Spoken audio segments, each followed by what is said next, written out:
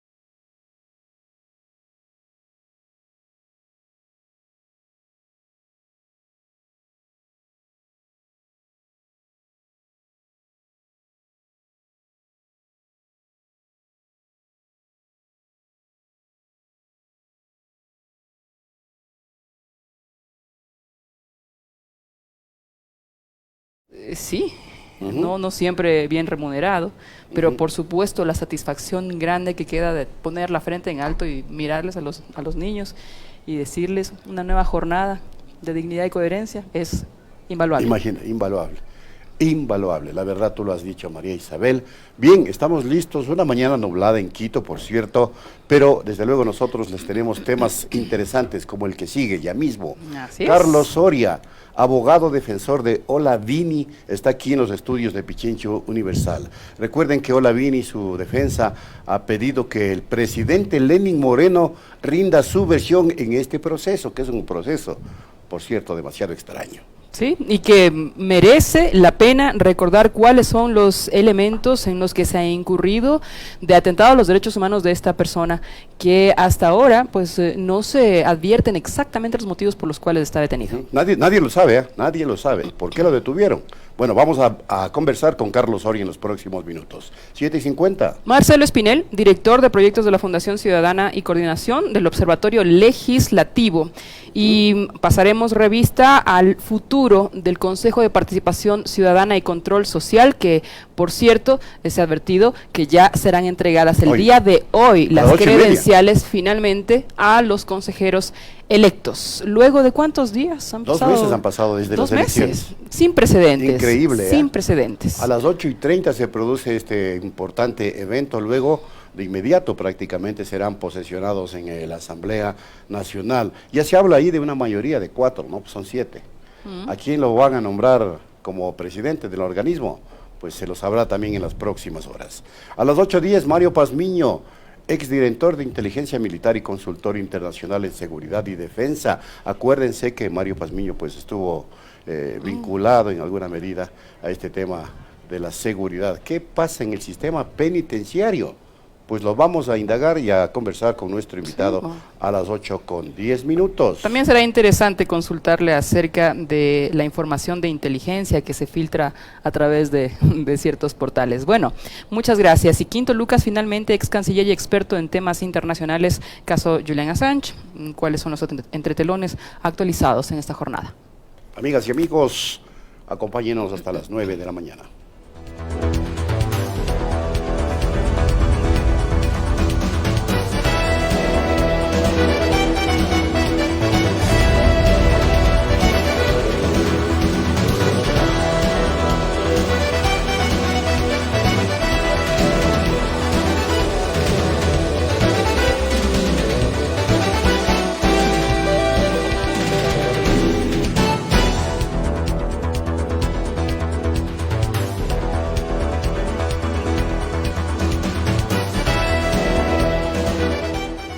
Punto Noticias.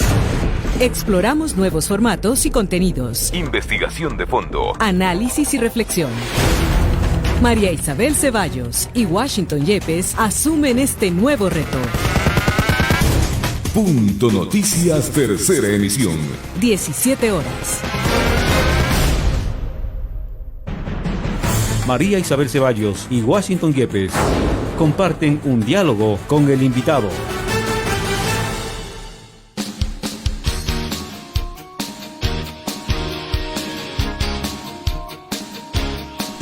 7:30, gracias a todas las personas que nos siguen a través del Facebook Live, Radio Pichincha Universal 95.3, www.pichinchauniversal.com.es en todo el mundo.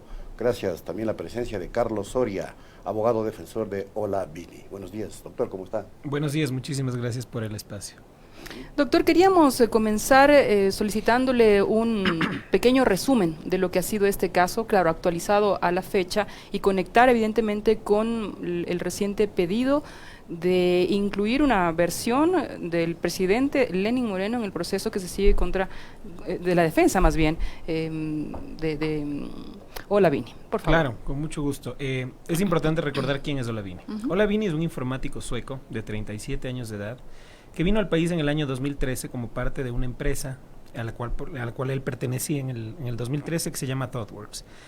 Luego de esto, él, después de ayudar a abrir la oficina acá de ThoughtWorks, se queda en el país porque decide hacer su residencia en el país, se enamora de nuestro país y decide quedarse aquí. Luego, el 11 de abril del año 2019, a las 6 de la mañana, la señora ministra del Interior, en rueda de prensa, establece que existirían personas, ciudadanos, 2 rusos y otro ciudadano más, que estarían relacionados con intentos o acciones de desestabilización al país. Ese mismo día, Olavini tenía un viaje programado con meses de anticipación al Japón para realizar una actividad deportiva. Él entrena una arte marcial. Permítame, solamente un detalle más. En esa rueda de prensa también se insinuó que se conocería de una persona cercana a Julian Assange que habría viajado varias veces en los mismos vuelos que Ricardo Patiño. Ya, completamente falso. Primero, al menos Olavini no es. No sé si tal vez alguno de los 2 rusos que nunca hasta ahora más no aparece. Nunca más apareció en ninguno Nunca de estos apareció. aludidos. Al menos hasta ahora en mi expediente, que es la certeza jurídica con la que yo tengo que trabajar, no hay ninguno.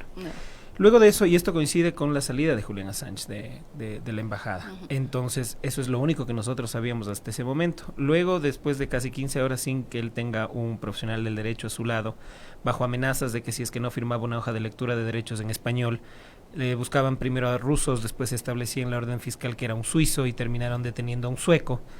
No sabían realmente qué es lo que estaban haciendo. Y dentro ya del expediente y ahora con todos los documentos que tenemos, pues nos hemos dado cuenta que su detención, aparte de ser ilegal, ha sido ilegítima. Entonces, él está encarcelado ilegalmente desde el día 11 de abril del año 2019. ¿Y la acusación de espionaje no tiene ningún fundamento entonces? Porque supuestamente de eso lo acusan. En lo absoluto. No existe en el expediente ningún tipo de documento o denuncia por parte ni del gobierno nacional, por el lado del Ejecutivo, ni del Ministerio del Interior, que refleje algo como eso. Ya, esto justamente, Fiscalía, evidentemente, tiene sus fiscales. ¿Cuáles son los informes que ellos han presentado? Fiscalía no tiene, ¿no? En la carpeta hasta ahora no sabemos de qué se le acusa. Absolutamente nada. No sabemos de qué se le acusa, no sabemos. Después el señor presidente de la República, entiendo, en una entrevista en el extranjero en Washington, dijo que a mi cliente se lo encontró hackeando correos electrónicos, hackeando cuentas del gobierno, hackeando hasta teléfonos. ¿Con qué prueba? Absolutamente nada. Luego se determinó, y esto ya en el expediente fiscal, que el agente aprensor que aprende a Olavini en el aeropuerto establece claramente, y cito textualmente, no estaba haciendo nada, estaba parado en una fila de avión y entró a subir a un... ¿Y quién le da esa información al presidente para que la repita? Nosotros la verdad no sabemos eso porque ya son cuestiones de, entiendo, inteligencia de la policía, se nos ha dicho. Pero la vez pasada usted mencionó en la entrevista acá, también en Pichincha Universal, que se le estaba acusando de asociación. Exactamente. ¿Ilícita? No. Lo que No yo es dije el- fue que él se lo está culpando por asociación, Ya. que por el hecho de él ser amigo de Julián Assange, se lo está acusando de algo que todavía no sabemos qué, Ya. como que una amistad fuera algún tipo de delito, y más aún cuando en el país no existe nada en contra de Julián Assange, ni de Wikileaks, ni nada. Ya, pero por eso mismo, para poder ejecutar una prisión preventiva, debería existir un motivo. No, ¿cuál es ese motivo? No sabemos. O sea, Bueno, ¿cómo, hasta cómo es que ahora lo no aprenden? sabemos. O sea, simplemente lo aprenden en un aeropuerto Ujú. Y listo. y se acabó. Y se acabó. Primero acordémonos que fueron por 8 horas para inmovilizarlo, para que no salga del país por una orden fiscal, luego por 24 horas por orden de juez, y luego desde la formulación de cargos con una prisión preventiva. Hasta el día de hoy no se nos ha dicho cuál fue la acción que él hizo que se presume el cometimiento de un delito. La formulación de cargos. La formulación de cargos es una audiencia en donde el fiscal dice: yo te formulo cargos por un supuesto delito, en este caso la tipificación. El tipo de delito es ataque a sistemas informáticos. Ya. Ahora, ese. han pasado 57 días, la prisión preventiva son 90.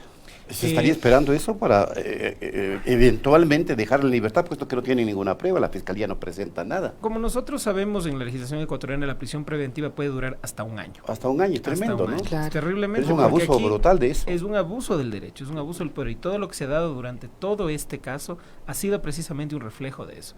Acordémonos una cosa: en el supuesto no consentido de que por alguna cosa milagrosa ahora, después de 57 días, aparezca supuestamente algo y se lo declare culpable ahora Vini, él no debería pasar un solo día en la cárcel, porque su pena es hasta máximo 5 años, y eso quiere decir que su pena se suspendería.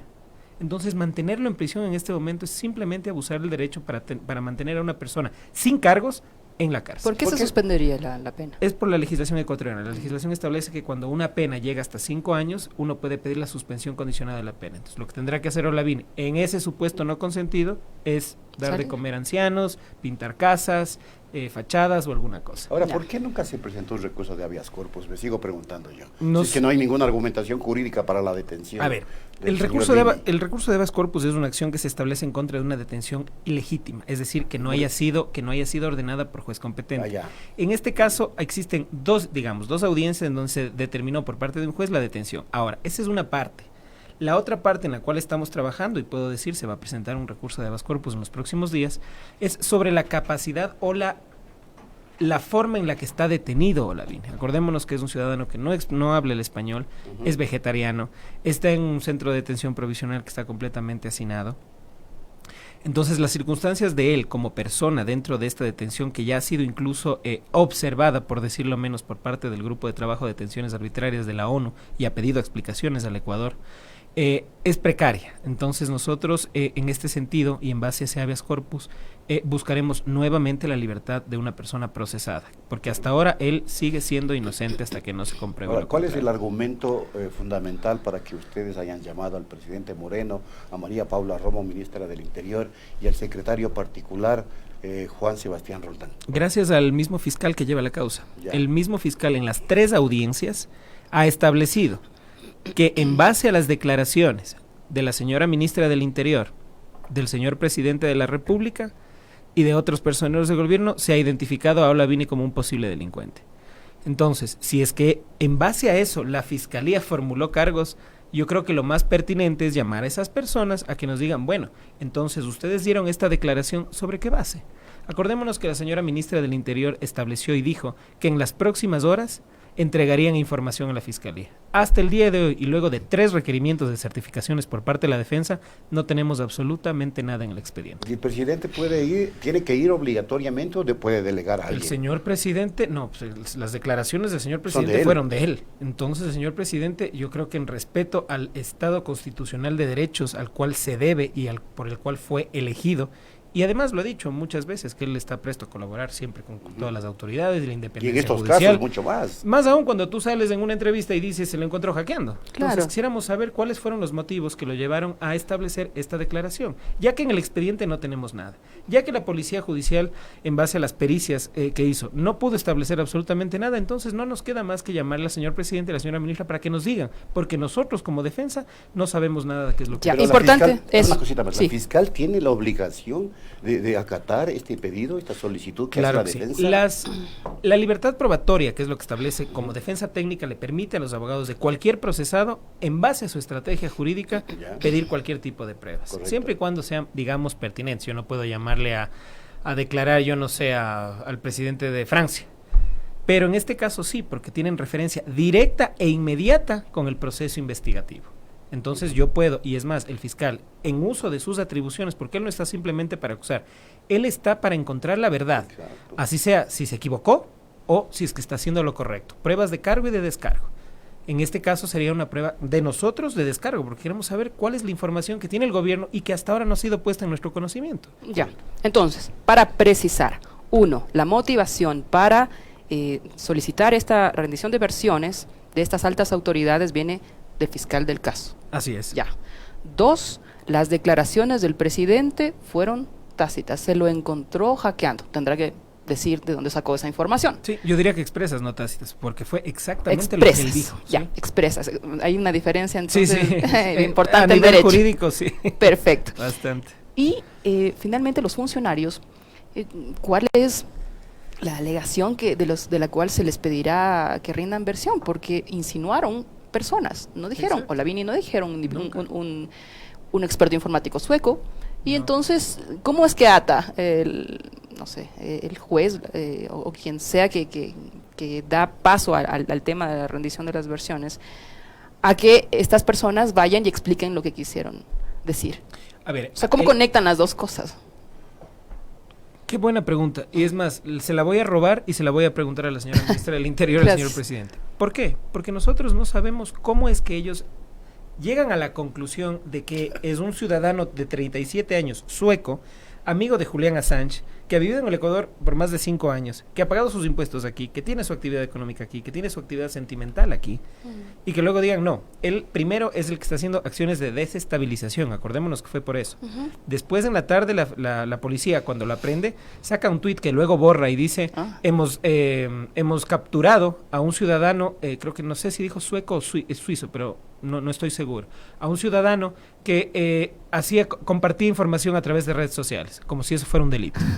Y luego en la noche nos formulan cargos por un supuesto ataque a sistemas informáticos.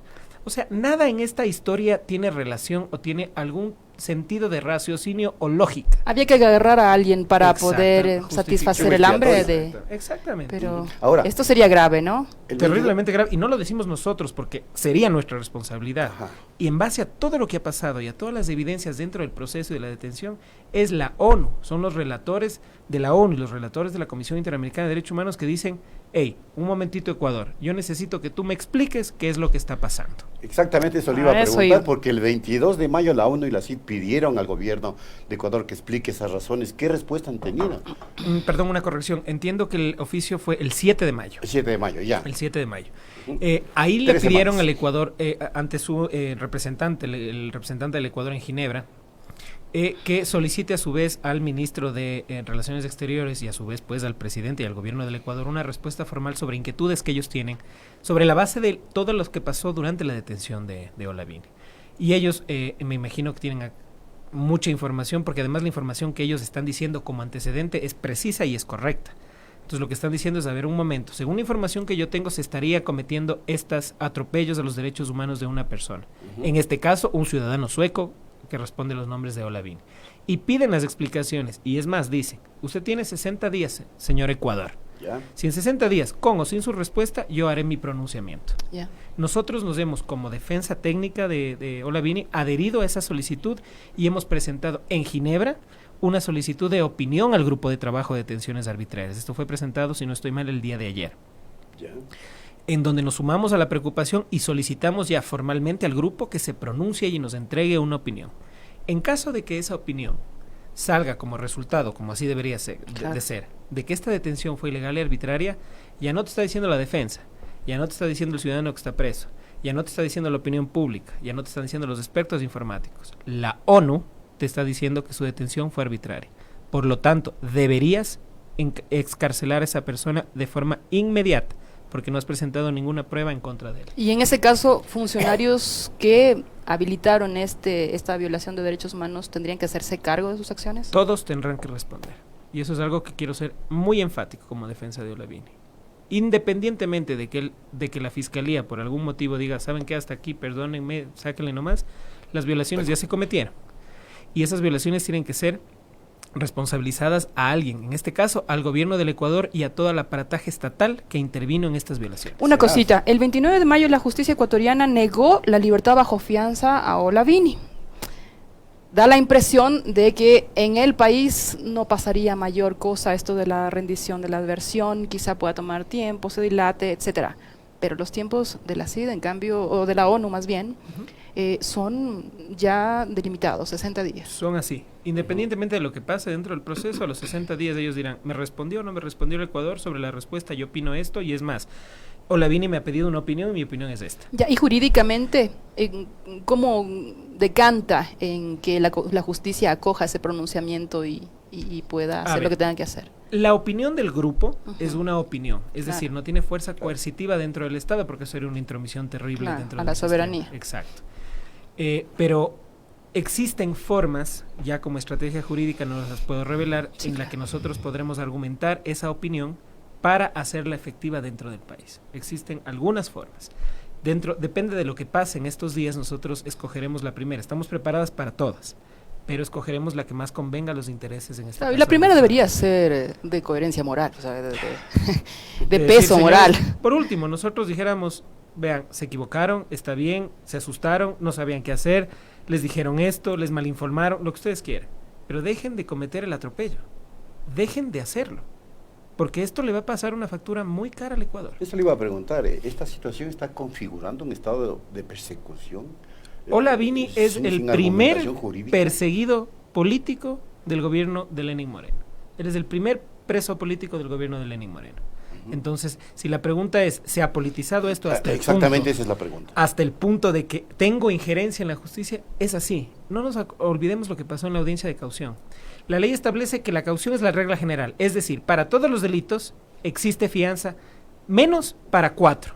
Y se establece que no sea de más de 5 años, en contra de niños, niñas, adolescentes, personas adultas, que no se haya ejecutado una caución y que además no hayan tenido algún otro tipo de problema. En este caso se daban todas las circunstancias. Y la resolución de la jueza la motiva en algo completamente sorprendente, que hasta el día de hoy me doy botes contra el piso porque yo entonces no estudié Derecho.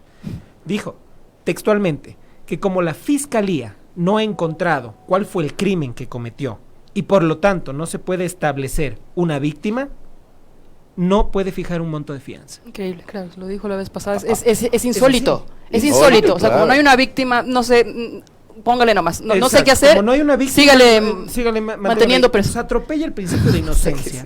O sea, es algo terrible. Algo increíble, la verdad. Eso se llama prevaricato. ¿Ya? Y tendrá la jueza que responder por eso también. A propósito del tema y de la pregunta que le hice, nosotros tenemos el audio del abogado Felipe Rodríguez sobre este caso Olavini.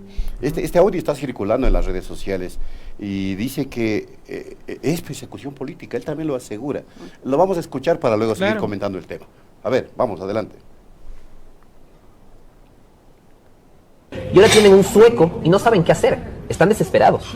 Dicen que atacó un sistema informático y Fiscalía hasta hoy no logra decir qué sistema informático. Dicen que es hacker y no logran presentar una sola prueba que es hacker. Y solo para que te rías de los extremos a los que ha llegado Fiscalía, en la audiencia de apelación, yo escuché el audio, dijeron que está relacionado con Glass, porque tenía NetLife, y NetLife es de Telfonet, y Telfonet es de Topic, y Topic estuvo con Gloria International. Ese tipo de aseveraciones eran dignas de la era de Galo Chiriboga. Entonces, yo creo que este primer caso de Olavini, que es un caso para mí de persecución política, y el lenguaje que él utiliza en las memorias es un lenguaje que solo lo habla él. Es muy difícil que logren desencriptar esto. ¿Por qué les va a entregar la información? Sé que él les dijo, y le dijo a la Fiscalía en ese momento, y yo les entrego las claves en este instante, sin ningún problema si ustedes me dicen de qué me están acusando. Ahí está. Comente, doctor, aunque, claro, está corroborando casi todo lo que usted dijo. Más claro que lo que le ha dicho el doctor Rodríguez, a quien envío un gran saludo, no puede estar. Es que aportó un elemento más, que lo vinculan hasta con Glass. Hasta con Glass. Porque Eso fue ha algo- utilizado Telconet. O sea, Eso pero es fue que algo- ¿en qué cabeza puede causó, caber esto? causó una risa generalizada. Como nosotros nos acabamos de reír también. Exacto. Es terrible. Y eso No pasó hay en la cómo audiencia ocultar, de es una apelación. El parcialidad. señor fiscal dijo, bueno, como él tiene sus servicios con NetLife es De Tomislav Topic, persona que está siendo investigada por otros crímenes. Es decir, que todos los que tenemos un contrato con NetLife somos... Somos Yo jodidos. te estoy Estamos fregada jodidos. porque también tengo NetLife. A ese Esta nivel, radio está complicada ya. tienen con Topic Camps.net, porque si no vaya a venir Cuidado, fiscalía, no les des papaya, vaya a ser que nos manden Tienes toda la razón. a A lo que apresar. voy es, por más ridículo que lo que parezca y podemos compartir una risa al respecto, es el tema del razonamiento de la Claro. fiscalía para poner eso ante un tribunal penal y decir que eso es un elemento de convicción para ellos para que una persona siga detenida. Ujú. A ese nivel de debate jurídico hemos llegado. Y lo peor de todo es que tienen que salvarle al fiscal, todos los jueces que han conocido la causa, e irse por otras vías para no decir, ¿sabe qué, señor? Ya cállese, deje de hacer esto y sáquele al pobre hombre de la cárcel. ¿Cuántos jueces? Terrible. En este momento hemos tenido la vinculación de 4 jueces. La primera que ordena el acto urgente de detención para fines investigativos, ¿Ya? se me escapan los nombres, No importa. y el allanamiento.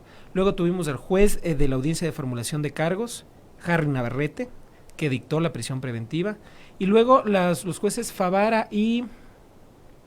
se me escapa el nombre, Narcisa Pacheco creo que se llama. Ya. Quienes ratificaron la prisión preventiva. Y hay que destacar ahí una cosa, del Tribunal de Apelación, volvió a decir que la prisión preventiva estaba bien, una de las juezas no se dejó presionar. Y después de 3 horas y media que le estuvieron molestando para que se adhiera al voto de mayoría, ella salió completamente indignada y dijo, señores, yo no me voy a prestar a esto. Y ella realmente dio una resolución en derecho.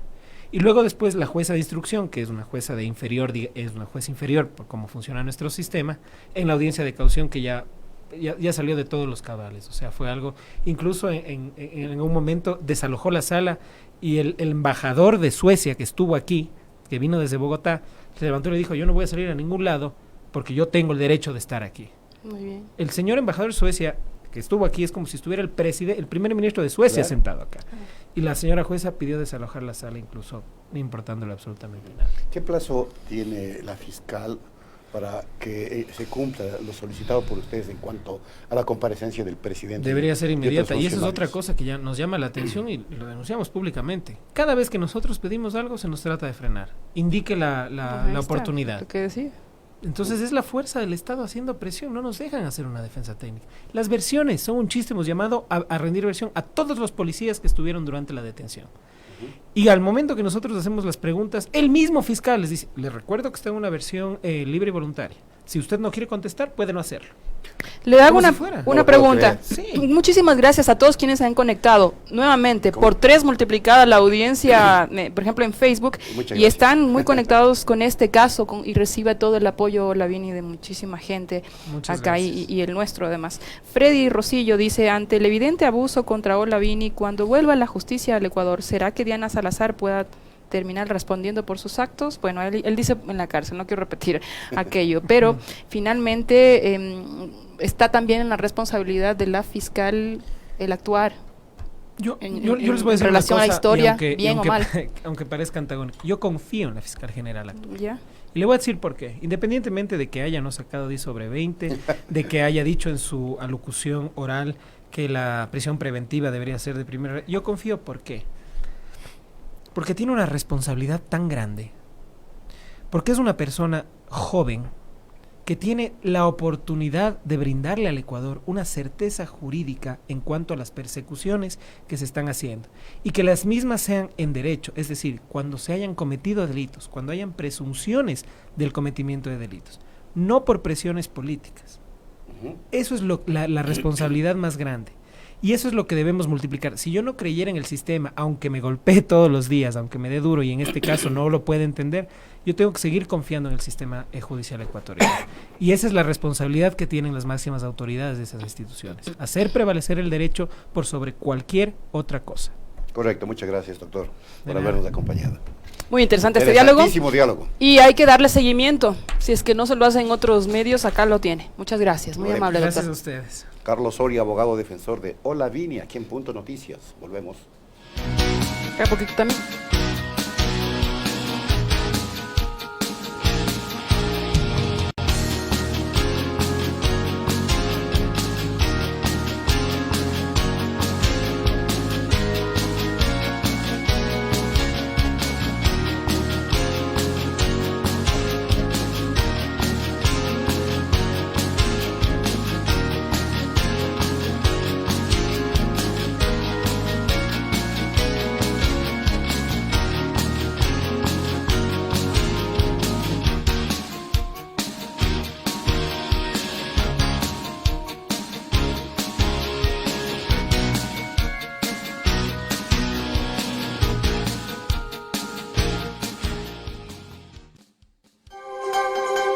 Punto Noticias.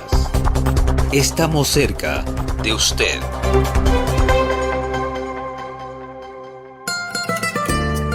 El género musical que siempre vivirá. Sus mejores intérpretes. Une tu voz a mi voz. Y los valses tradicionales.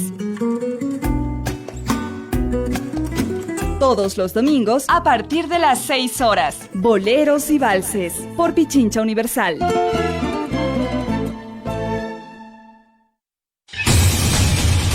Punto de encuentro con el invitado.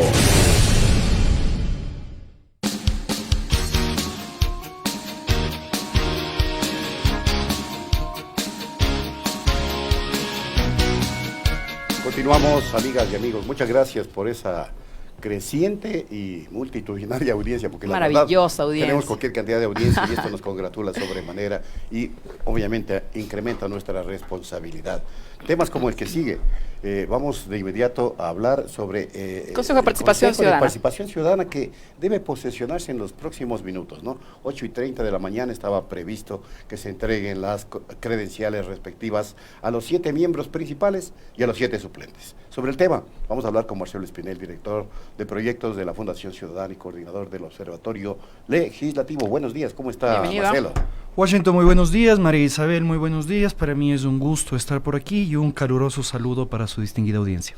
Quisiera que comience con una lectura de lo que ha sido esta atropellada entrega de credenciales, 2 meses de espera, una serie de impugnaciones de actores políticos que perdieron esas elecciones, y digo políticos con todas las letras, porque realmente 2 de estos impugnantes pertenecían a partidos políticos, pese a que uno de los requisitos que tenía este filtro para los candidatos era no haber pertenecido a organizaciones políticas. En todo caso.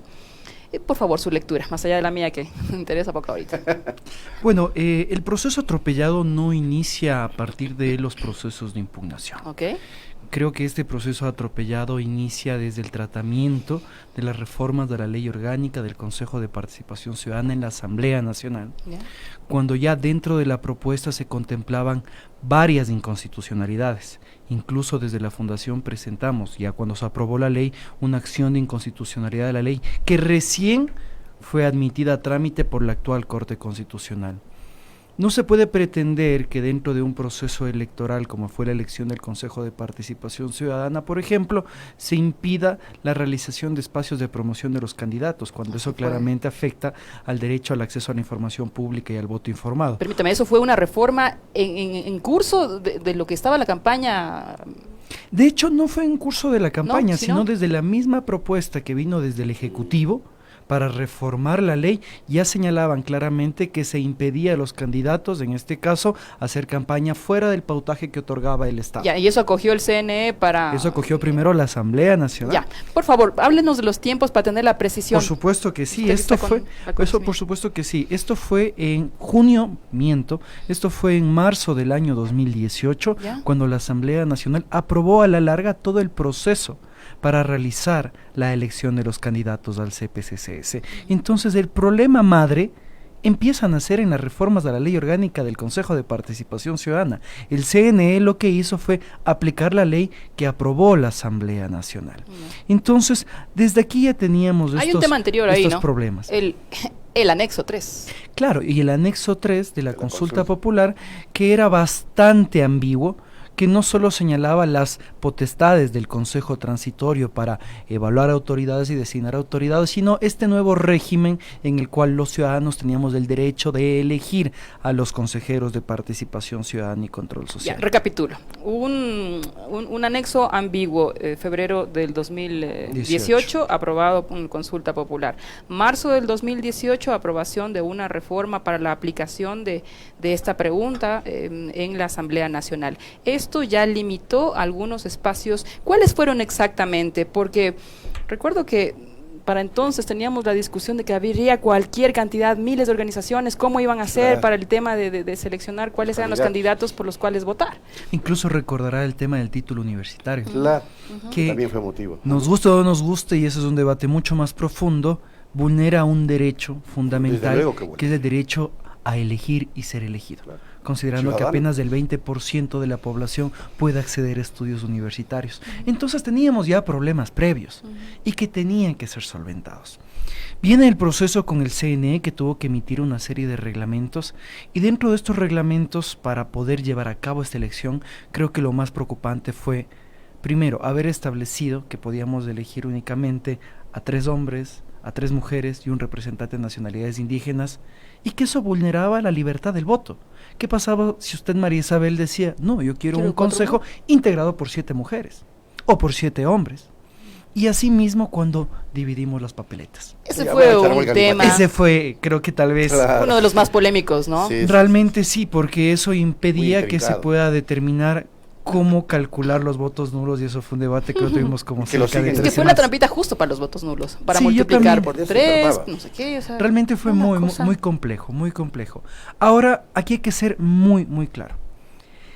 La tardanza en la entrega de las credenciales, que ahora se está mencionando por el CNE, no es ningún acto ilegal. Eso responde a la cantidad de procesos de impugnación ordinarios que se han presentado. Y que permite la ley, ojo, porque el doctor Joaquín Viteri, presidente del Tribunal Contencioso Administrativo, dijo que debería reformarse para no dar tal laxitud al uso de la norma, porque aquí les pedían aclaraciones, precisiones, y les mandaban el mismo texto que les... entonces parecía que tenía una intención claramente dilatoria. Por supuesto, y esto ahonda en la necesidad nacional de reformar nuestro Código de la Democracia. El sistema electoral tiene una gran cantidad de fallas que no está dando condiciones equitativas a todas las organizaciones políticas, más allá de esta elección del CPCCS, que claramente, como les comenté, fue atropellada desde las reformas a la ley orgánica de la institución. Ahora, es evidente las fallas y falencias que tiene el CNE en este proceso electoral han sido evidenciadas, pero ahora viene otra arremetida, se podría decir, en contra del Consejo Ciudadano.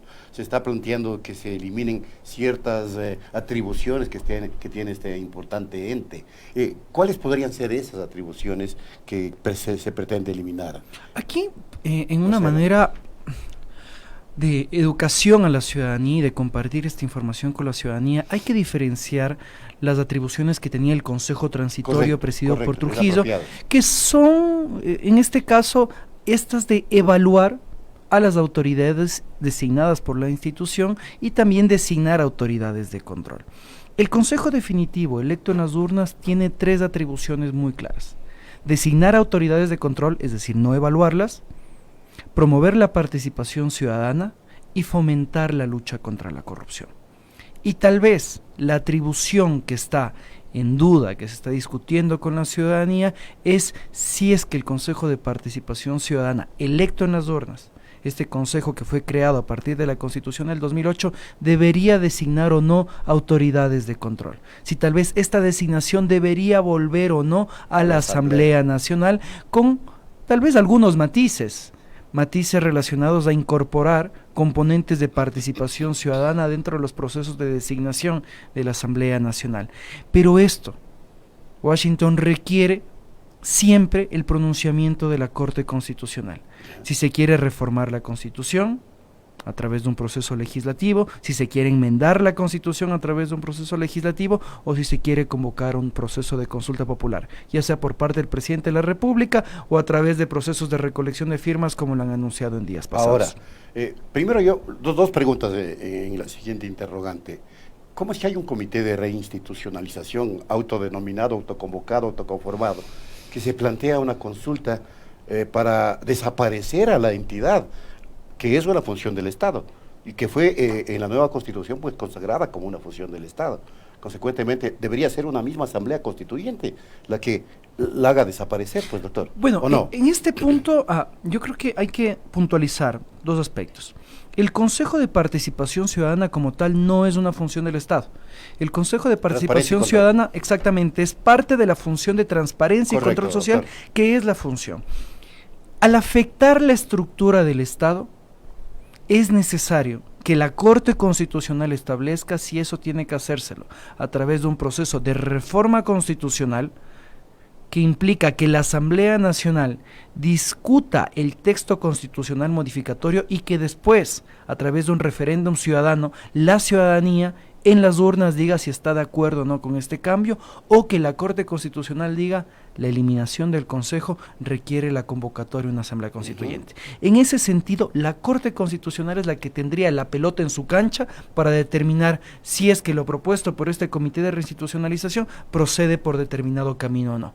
Incluso, ellos han mencionado, yo creo que después podemos analizar el aspecto político de esta propuesta. Tenemos que analizar eso. Sí, bien, encantado. Incluso ellos han anunciado que van a realizar un proceso de recolección de firmas. De acuerdo al dictamen de la Corte Constitucional dependerá el número de firmas que tengan que recoger, ya que si es un proceso, en este caso de reforma constitucional, las firmas suman cerca de 1.500.000 firmas, mientras que si es que es un proceso de enmienda constitucional, si así lo decide la Corte Constitucional, no superarán las 150.000 firmas. Ahora, analicemos el tema de este Comité para la Reinstitucionalización, un nombre que ha sido muy trillado, porque el propio Consejo Transitorio dijo reinstitucionalizar al país y no se ha visto en efecto que eso haya pasado, respetando otros criterios, desde luego. Washington, yo creo que cada 10 años queremos reinstitucionalizar nuestro país. Ecuador cada 10 años al parecer se convierte en un laboratorio de la democracia, en la que los ciudadanos no somos más que al parecer ratones dentro de ese laboratorio y que actuamos acorde a lo que nos dicen quienes lo manejan. Y esto se vuelve preocupante porque, y esta es una opinión personal, no institucional, pasamos de un consejo de participación ciudadana que designaba como autoridades de control a sus amigos y a los amigos del gobierno de turno, a un consejo transitorio que hizo exactamente lo mismo, designar a sus amigos y a los amigos de los integrantes del consejo transitorio. Y ese es el problema, fue una suerte de quítate tú para ponerme yo, pero no hablamos de una verdadera reinstitucionalización del país. Y qué triste que sean tan pocas de estas voces sensatas, ¿no? La mayoría aplaudía en nombre de la descorreización con toda la legitimidad que pudo haber